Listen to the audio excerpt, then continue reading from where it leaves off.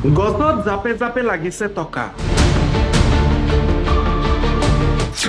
গছত টকা লগা দেখি আচৰিত সকলো। গছত কেনেকৈ টকা লাগিল?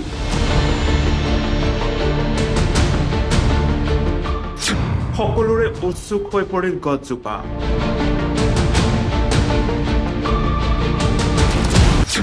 টকা লগা গছ চাবলৈ আহিল শ শ ৰাইজ।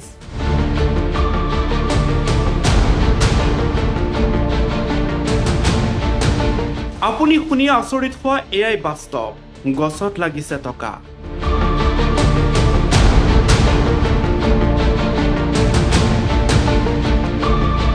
এটকা দুটকা বা 50 টকাৰ নহয়, বা 100 টকা 1000 টকাৰ নহয়, লাখে লাখে লাগিছে গছজোপাত টকা।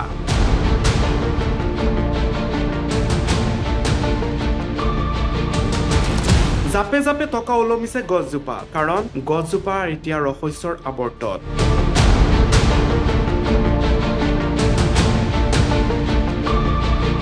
আপুনি যিদৰে ভাবিছে তেনেধৰণৰ নহয় কথাটো এনেধৰণৰ। এজন অৱসৰপ্ৰাপ্ত চৰকাৰী বিষয়াই গছৰ খেতি কৰিছে আৰু এই গছজোপাতে লাগিছে টকা।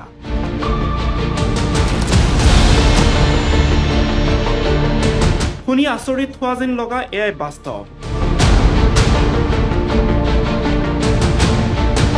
এই গছ কেইজোপা আছে এইখন অসমতেই, বঙাইগাঁৱত আছে এই গছ কেইজোপা, হয় সাঁচি গছ। সাঁচি গছৰ কাহিনী নিশ্চয় আপুনি শুনিছে। সাঁচি গছৰ কৃষি কৰি এগৰাকী অৱসৰপ্ৰাপ্ত শিক্ষকে সলনি কৰিছে সকলো। প্ৰথমতে 1995 চনত সাঁচি গছ কি সেয়া অলপ শিকিছিল মাত্ৰ, কিন্তু সেই দীৰ্ঘদিনীয়া পৰিক্ৰমাৰ পাছত 15 বিঘা ভূমিত প্ৰায় 4000 সাঁচি গছ ৰোপণ কৰি 70 লাখ টকাৰো অধিক উপাৰ্জন কৰিবলৈ সক্ষম হৈছে এইগৰাকী অৱসৰপ্ৰাপ্ত শিক্ষক তথা সাঁচি খেতিয়ক খনীন চন্দ্ৰ ৰায়ে।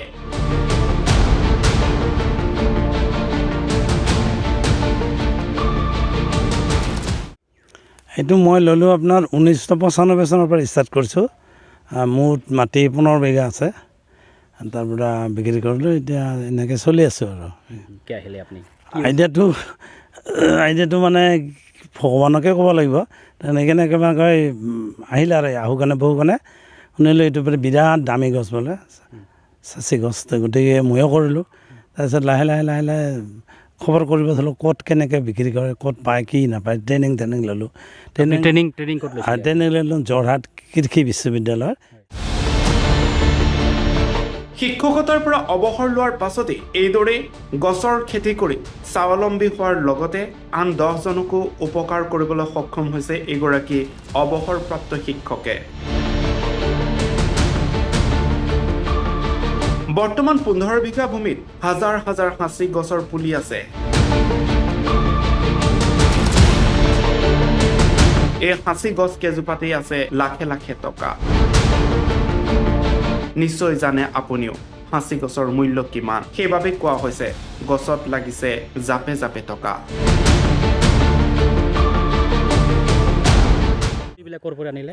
আনিলোঁ মই মেঘালয় ছাইডৰ পৰা, মেঘালয় তাৰ পৰা আনিছোঁ কিছু।